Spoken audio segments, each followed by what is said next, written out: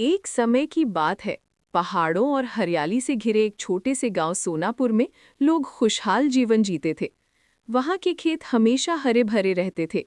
तालाबों में पानी लबालब भरा होता था और पक्षियों की चहचहाहट हर सुबह गांव को जगाती थी। लेकिन एक साल कुछ अजीब हुआ। गर्मी तो जैसे कभी खत्म ही नहीं हो रही थी। सूरज आग उगल रहा था, नदियां सूखने लगीं और खेतों में दरारें पड़ गईं। गांव वालों की आंखों में चिंता थी, क्योंकि बिना बारिश के फसल नहीं उग सकती थी। गांव में एक छोटा बच्चा रहता था। उसका नाम था गोपाल। गोपाल को बारिश से बहुत प्यार था। जब भी बादल छाते, वो घर से बाहर निकलकर मिट्टी की खुशबू सूंघता और नाचने लगता। लेकिन इस साल बारिश आई ही नहीं। हर दिन वो आसमान की ओर देखता और सोचता, कब आएंगे बादल। एक दिन गोपाल ने तय किया कि वो बारिश को बुलाने की कोशिश करेगा। उसने अपनी दादी से सुना था कि पुराने समय में लोग मेघ गीत गाकर बादलों को बुलाते थे। वो गांव के बच्चों को इकट्ठा करता है और सब मिलकर तालाब के किनारे जाते हैं। वहां वे बारिश के गीत गाने लगते हैं। मेघा राजा आओ रे, धरती को भिगाओ रे, सूखे खेतों में हरियाली लाओ रे। गांव वाले हंसते हैं।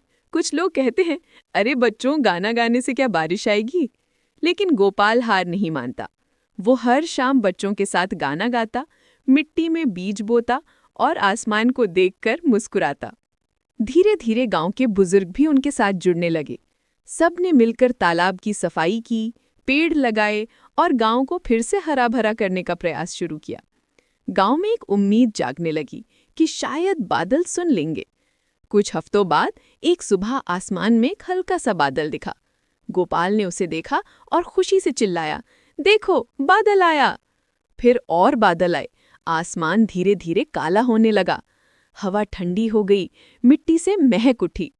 फिर अचानक टिप टिप टिप टिप और फिर झमाझम बारिश। सब लोग घरों से बाहर निकल आए। बच्चे नाचने लगे, बूढ़े लोग भगवान का धन्यवाद करने लगे। खेतों ने फिर से जीवन पा लिया, पेड़ झूमने लगे, तालाब भरने लगे। गोपाल की खुशी का ठिकाना नहीं था। उसे समझ में आया कि सिर्फ इंतजार करने से कुछ नहीं होता, मेहनत और विश्वास से चमत्कार होते हैं।